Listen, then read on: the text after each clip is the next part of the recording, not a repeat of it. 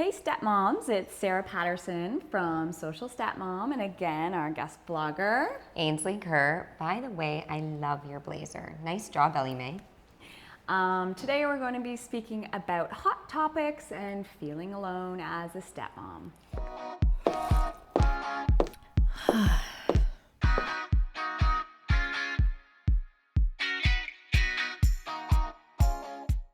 So now that Mother's Day has come and gone, well, for some, and if you haven't celebrated, We celebrated. still celebrate if that works for you. It's all about the celebration and the appreciation, not the time.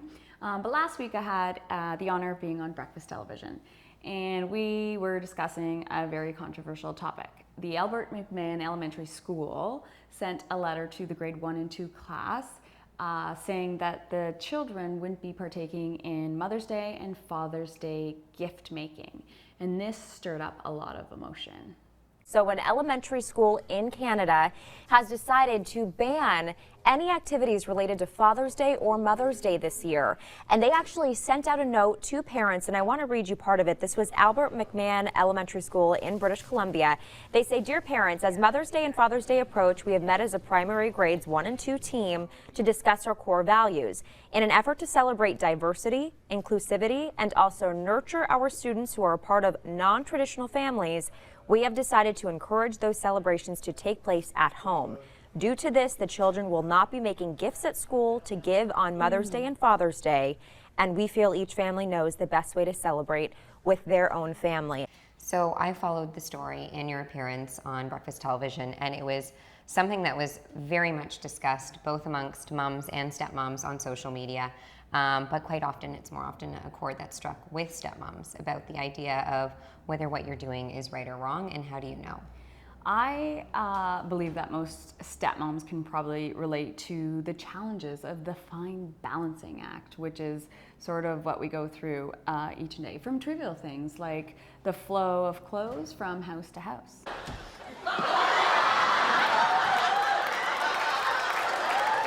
Okay, buddy boy, here it is.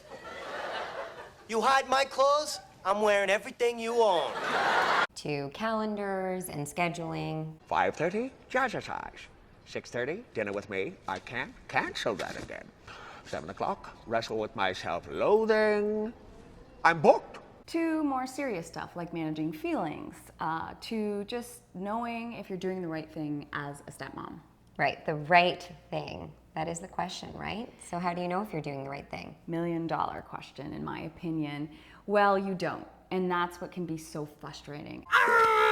Okay, so frustrating, yes. And I've mentioned this Social Stepmom Society.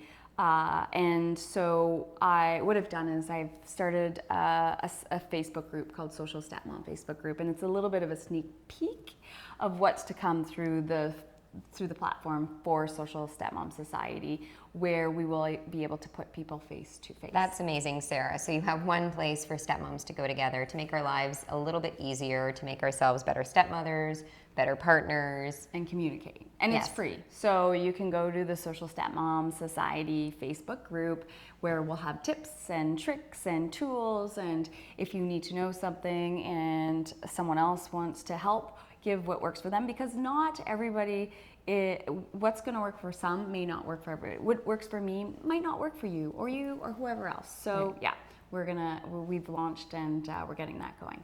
So be sure to share and hit the like button and join us on socialstepmom.com. Until next week. See you later.